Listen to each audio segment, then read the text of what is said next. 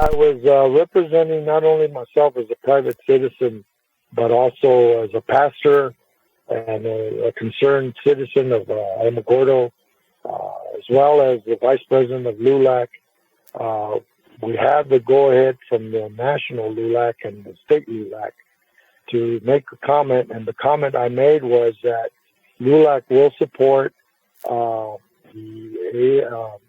American Civil Liberties Union, the ACLU, which we are in contact, and they will be coming down this Saturday to speak with us in regards to this matter of the late Elijah Hadley shooting up near the Mescalero Reservation.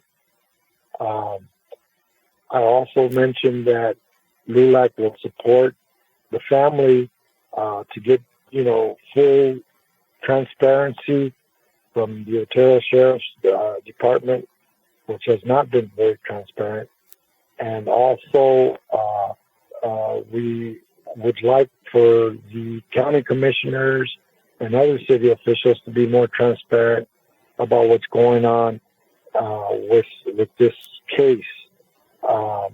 We feel that this young man's civil rights were violated, and he was not supposed to have died.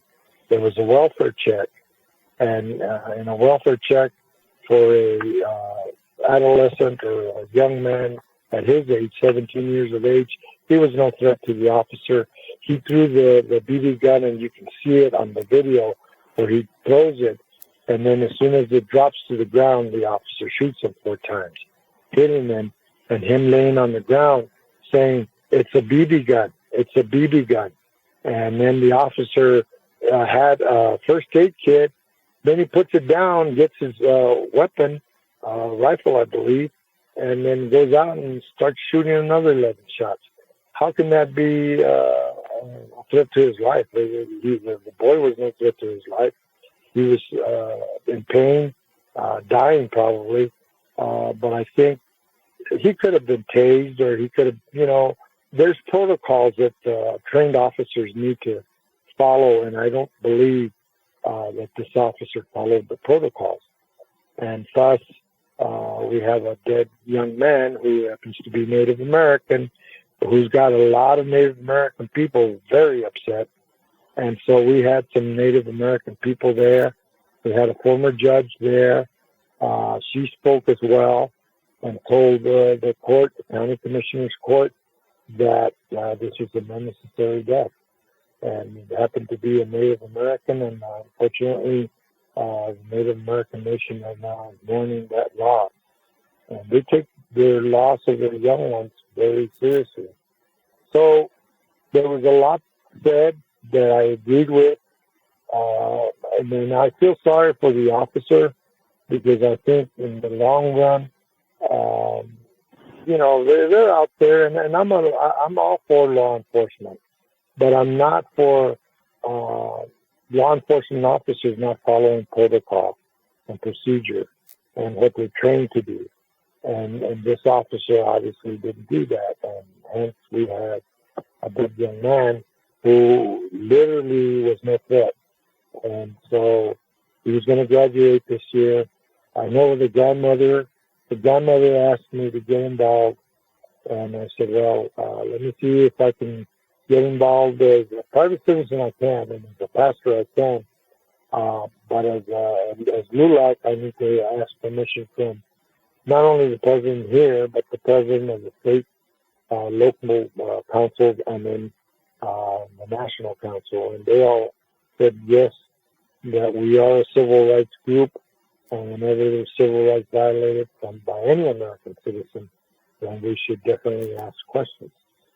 And so I was there as a representative of, like I said, myself as a pastor, as a concerned citizen, and also as vice president of LULAC, with the approval of LULAC. And so we formed a website. It's called Elijah for Justice for Elijah.org. And it's a pretty good website. We've received a lot of support from the website. we had a head count of 67 people on Saturday's protest, and it went well. And we're doing everything by the law. We're not being rowdy.